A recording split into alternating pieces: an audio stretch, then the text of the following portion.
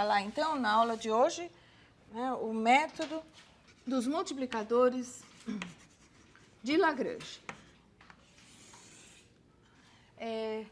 O objetivo desse método é ajudar a resolver justamente o problema do máximo e mínimo nas fronteiras, nos contornos, tá? Então, o objetivo é encontrar candidatos, tá? Candidatos a máximo e mínimo de uma função f. Depois eu digo quais são as condições em que a gente consegue usar o teorema, mas uma condição f restrita a uma condição da forma g de x, y igual a uma constante. Tá? Isso aqui seria um conjunto B, né? Eu tenho um B, que é o conjunto dos x, y pertencentes ao domínio da f, tais que o g de x, y é constante. Tá? Então, se vocês olharem uma outra maneira de falar isso, eu estou querendo achar pontos de máximo e mínimo de f dentro desse conjunto B. Agora, esse conjunto B, em geral, é uma curva, né? G de x, y igual a constante é uma curva de nível de uma função g. Então, é uma curva isso aqui, tá? E aí, vamos ver qual é a ideia. Então, eu tenho aqui uma curva g, de uma expressão aqui, g de x, y igual a constante, tá? Isso dá uma curva, em geral. E aí, suponha que eu tenho uma função f. Vou pegar aqui a f. E aí, eu pego uma curva de nível de f. Eu pego aqui f de x, y igual a uma constante C1. Tá? Vocês notem, então, essa curva de nível, cada ponto aqui, o valor da função é essa constante C1. Em particular, esse daqui. O f deste ponto vale C1. Certo? Agora, suponho que eu vou aumentar, vou achar a curva de nível C2 para um C2 maior. Suponho que ele faz assim, ó. Aqui tem um f de x, y igual a C2 e o C2 é maior que C1. Só para a gente entender a ideia, né? Então, o que aconteceu? O f aqui vale C1. O f deste ponto. Agora, quando eu mudo para cá, eu tenho um valor de f que é maior. Vocês percebem que se eu aumentar o valor, eu tenho aqui espaço para aumentar mais? Então, se eu venho um pouquinho mais para cá, provavelmente eu vou achar uma curva f de x, y igual a C3 com C3 maior ainda. Quando é que vai acabar? Eu não vou ter mais para onde ir. Quando, fala mais alto, quando tangencia. Se eu encontrar um ponto em que tangencia, aí não tem mais para onde crescer. Deu para entender a ideia? E como é que eu vou procurar pontos onde duas curvas se tangenciam? Duas curvas de nível, né? Tem a curva de nível de uma função g e as curvas de nível de uma função f. Como é que eu posso olhar quando é que duas curvas de nível se tangenciam? O que acontece com o gradiente? Os gradientes são paralelos, tá? Então, os candidatos a máximo ou mínimo de f restritos a uma condição dessa é que o gradiente no ponto que eu estou procurando, esse aqui é o x0, y0, tá? O gradiente da g, supõe que seja um vetor assim, gradiente de g, a gente sabe que é ortogonal à curva, né? Então, o gradiente de g de x0, y0 e o gradiente da f pode ter outro sentido, mas eles têm que ter a mesma direção. Então, aqui é o gradiente da f de x0, y0. Então, o ponto x0, y0 é candidato a máximo ou mínimo, né? É candidato a máximo ou mínimo quando o gradiente de f calculado em x0, y0 for paralelo ao gradiente da G calculado em x0, y0. E como vocês viram em álgebra linear, se esse vetor não for nulo, esta expressão aqui quer dizer que um vetor é múltiplo do outro, tá? Então, se gradiente de G calculado em x0, y0 não for nulo, isso aqui quer dizer que gradiente de f calculado em x0, y0 é um múltiplo do gradiente da G calculado em x0, y0 para algum lambda real, né? Então, existe um lambda real tal que acontece isso, tá? Esse lambda, esse número que a gente está dizendo que existe, é o que é chamado multiplicador de Lagrange. Tá? Esse é o multiplicador. Tá? Então, eu não vou demonstrar isso aqui foi só para dar uma ideia intuitiva, né? Mas isso não é uma demonstração, né? A demonstração é um pouco mais trabalhosa. Não é um exagero, mas eu posso dar uma ideia. Mas o teorema completo aqui, eu vou chamar de 1, porque depois a gente vai ver mais de multiplicadores de Lagrange. O primeiro é esse aqui, que diz que se eu tenho um A contido em R2 aberto, a função f sai de A e chega em R é diferenciável. Aí eu tenho uma G que também sai de A e chega em R de classe C1 e suponha que B é o conjunto dos pares XY, tais que G de XY é uma constante. Aqui é XY pertencente a A. Esse conjunto aqui, eu vou supor que o gradiente da G, calculado nos pontos de B, nunca são nulos. Tá?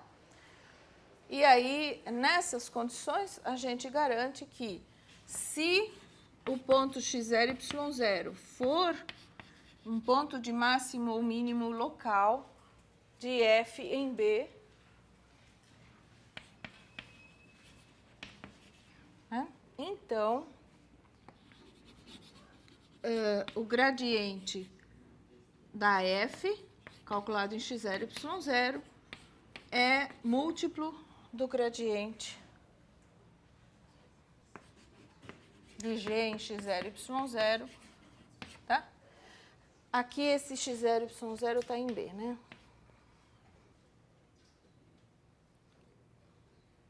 Para algum lambda real. Tá bom? Esse aqui é o teorema que vale, né? Aqui são as... O que acontece? Para eu conseguir demonstrar, eu preciso ter essa condição aqui, né? Para ter uma demonstração. E só para vocês terem uma ideia, lembra quando eu fiz no exercício? Eu queria achar o máximo da função f restrita a uma curvinha. O que eu fiz foi parametrizar a curva e cair numa função de uma variável. Quando eu fiz a composta da f com o gama de t, eu cheguei numa função de uma variável e caí no problema de achar máximo e mínimo de uma função de uma variável.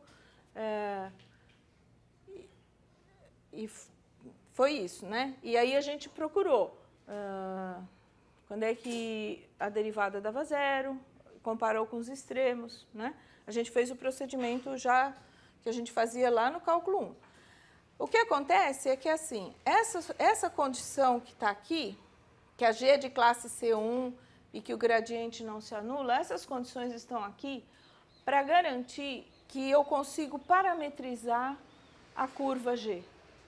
Né? Eu consigo achar uma parametrização, um intervalinho com, né, isso daqui está aqui para garantir que existe um intervalo I contido em R, tal que esses pontos aqui, ó, e uma função e uma gama de I em R diferenciável,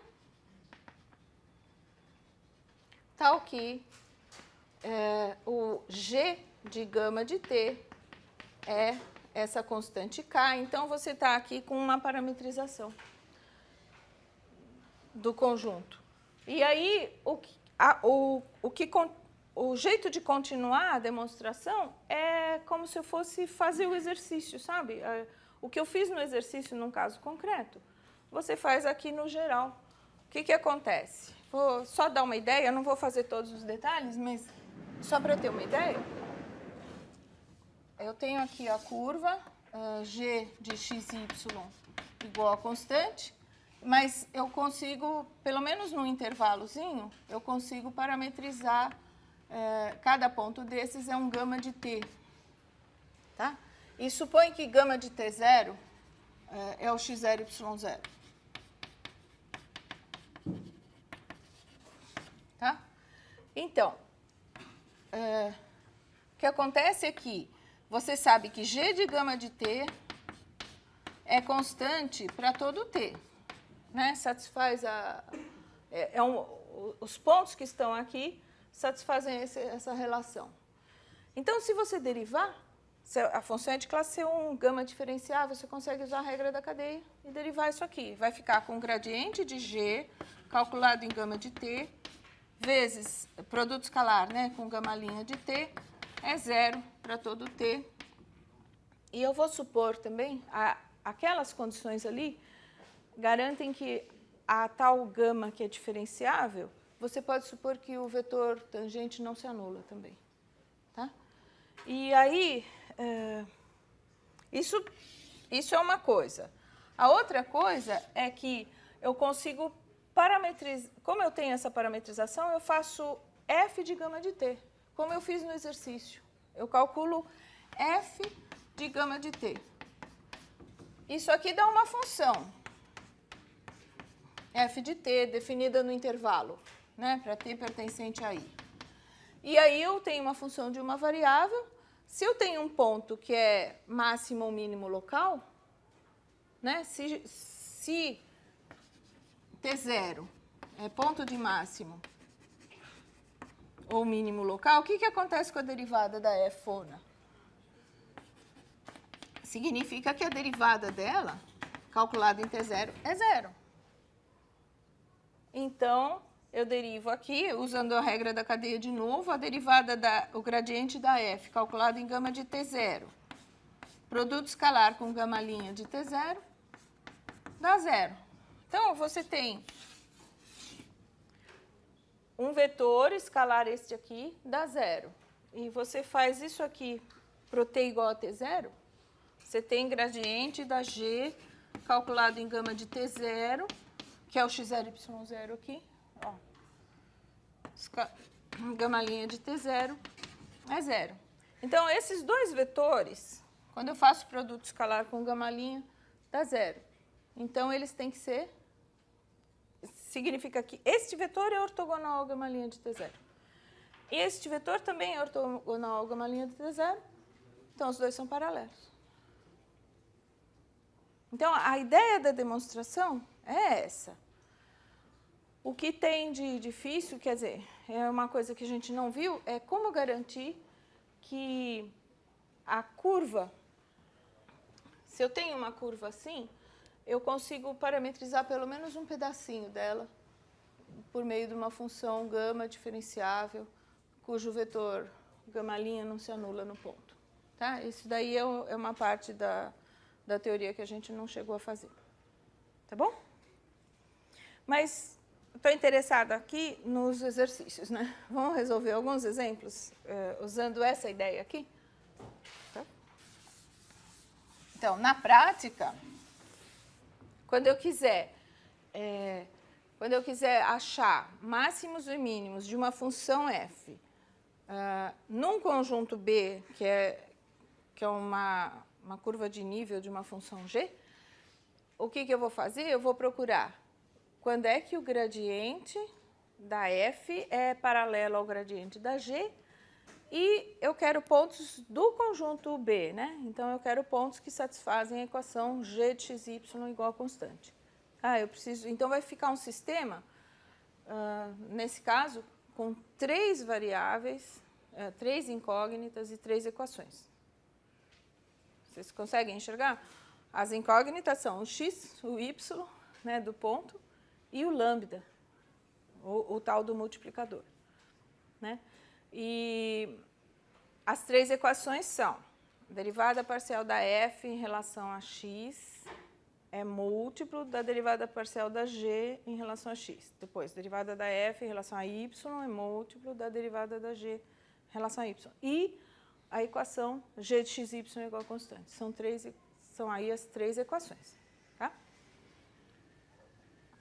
Então, eu vou começar com um exercício que eu acho bastante interessante, que é do Guido Risi. É um exercício aqui, um exemplo. Determinar o ponto da reta x mais 2y igual a 1, cujo produto das coordenadas seja máximo. Mas e aí? Como é que vocês montam um problema? Qual é a função f? Qual é a função g? Quem que é f de xy? É x vezes y, porque é a função que calcula o produto das coordenadas. E ele quer o máximo dessa função, restrito a qual condição? Ele quer que os pontos estejam sobre essa reta. Então, eu vou chamar de g de xy a função x mais 2y. Essas duas funções são de classe C1. Por quê? As derivadas parciais de cada uma delas é uma função contínua, né? Cada derivada parcial é uma função contínua, então elas são de classe C1, em particular a f é diferenciável. Essa é de classe C1, tá? É diferenciável em R2. E essa daqui é de classe C1 em R2 também. E como é que são os gradientes? O gradiente de f em xy é yx, tudo bem? E o gradiente da g em xy é 1, 2, tá? Que não é 0, 0, tá? Diferente, só para mostrar que eu estou nas condições do teorema. Tudo bem? Quem que é o conjunto B? O B do teorema. O conjunto B lá do teorema é o conjunto dos pares xy pertencentes ao R2, tais que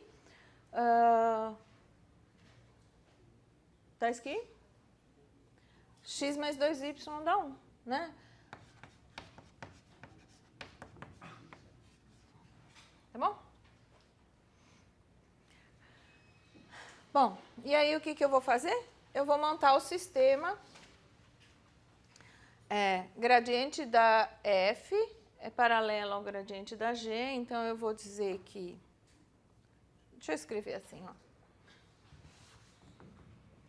Gradiente de f de xy é paralelo ao gradiente de g de xy. Isso aqui é yx paralelo a 1, 2. Claro que eu posso transformar isso aqui em y igual a lambda vezes 1, né? E x é igual a lambda vezes 2, né? Tá certo? Isso aqui dá um pedaço do sistema que eu tenho que resolver, que é esse. Mas teria um outro jeito de fazer. Qual seria? Usando aí o que vocês sabem sobre vetores. Esse vetor é paralelo a esse. E eu estou em geometria plana, né? se esses dois vetores são paralelos, eu poderia dizer, tem várias coisas a dizer, né? Poderia falar que o determinante é zero, determinante pelas coordenadas dá zero. Uma outra maneira de fazer é falar que o yx, se esses dois são paralelos, o yx é ortogonal a qual outro? Menos 2, 1. Tá? Então, eu posso dizer que isso aqui esse é equivalente a esse, e esse é equivalente a menos 2x mais 1 igual a zero. Ah, eu errei o produto, tá? É tudo errado. Menos 2y mais x é igual a zero. Eu não sei que conta que eu fiz, não sei. Tá bom? Bom, então, o que eu estava querendo dizer é que o método dos multiplicadores de Lagrange, eu vou escrever aqui no cantinho. Pelo método, eu faria y é igual a lambda vezes 1, x é igual a lambda vezes 2, e eu teria que resolver esse sistema aqui. A outra equação é a que me dá a condição do B. O ponto que eu estou procurando tem que satisfazer a esta equação aqui, que é o x mais 2y igual a 1. E eu fico com um sistema com 3 equações e 3 incógnitas. E o que eu estou querendo mostrar aqui é que dá para simplificar um pouquinho e ficar com um sistema de 2 equações com 2 incógnitas. Uma é esta, e a outra é esta aqui, que a gente não joga fora.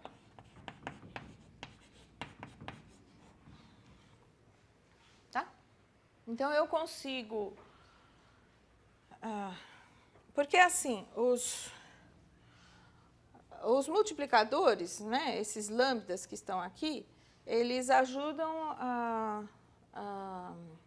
a procurar, né, os candidatos, mas não me interessa realmente saber qual é o valor de lambda. Né? Então, se eu conseguir resolver o problema sem passar pelo lambda, fica mais fácil. Só isso. Tá? Claro, as soluções desse sistema, o x e o y que resolvem esse sistema vão resolver esse também. Tá? Bom, e aí, o que dá de x e y aí? Tanto faz por um ou por outro. Ó, vou fazer por esse, então. Se o x é 2 lambda e o y é lambda, quando você substituir aqui, dá 4 lambda igual a 1. Então, o lambda é 1/4. O x é 1/2 e o y é 1/4. É isso só que me interessa. Isso aqui é só um auxiliar. Né? E se vocês quiserem conferir aqui, menos 2 vezes 1/4 mais meio dá 0. E meio mais 2 vezes 1/4 fica meio mais meio dá 1. Tanto faz. Tá bom? Então, aí eu achei um ponto, eu não resolvi o problema, né? Olha, vamos voltar para o enunciado.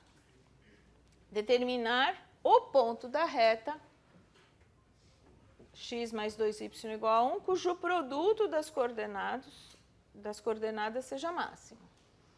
Eu achei um candidato, mas ele é o máximo? Então, eu tenho um candidato. Então, 1/2, 1/4 é candidato. Vamos lá, quanto que dá f de meio 1/4?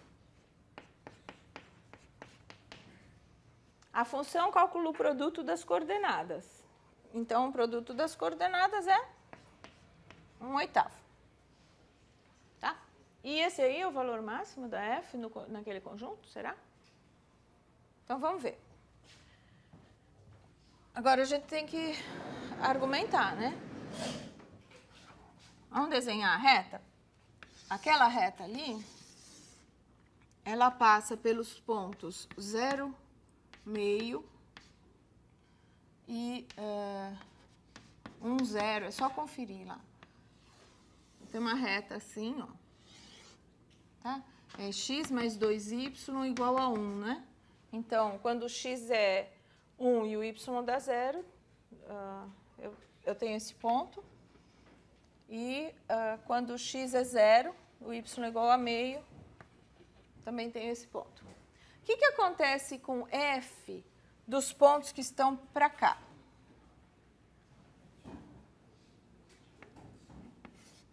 O f desses pontos dá quanto? Vai dar negativo, não vai? Porque o x é positivo e o y é negativo, o f desses pontos é menor que 0. O f deste ponto aqui é quanto? É 0. E o f desse ponto aqui também é 0. E o f dos pontos que estão para cá? Dá negativo de novo. Porque o y é positivo, o x dá negativo. Esses f de xy, nessa parte daqui, dá negativo. Em todos esses. E aqui também. Então, só tem esse pedacinho aqui que eu quero saber o valor máximo de f. Aqui tudo negativo. Nessas duas pontas dá 0. Então, eu posso reduzir o meu problema a procurar o máximo. Quer dizer, eu posso pensar no problema de achar o máximo de f restrito a este segmento, tá? Nesse novo conjunto B' aqui, que é o conjunto dos x, y, tais que x mais 2y é 1, com x positivo e y também positivo. Tá? Porque aqui o f dá sempre positivo. Tá bom? Agora, por que eu gostei mais desse conjunto B' aqui? Por que eu gosto mais dele? Ele é fechado e limitado.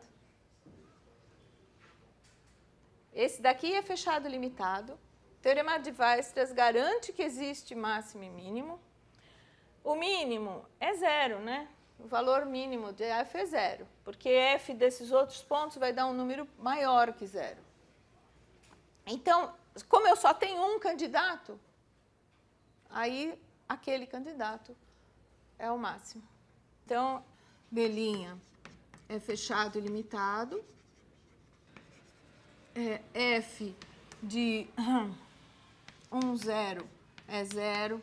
F de 0, meio é 0. Esses daqui são os valores, é o valor mínimo de f em B'. Então, o valor máximo tem que ser aquele 1/8 que a gente achou, que era f de meio 1/4. É o máximo, é o valor máximo de f em B'.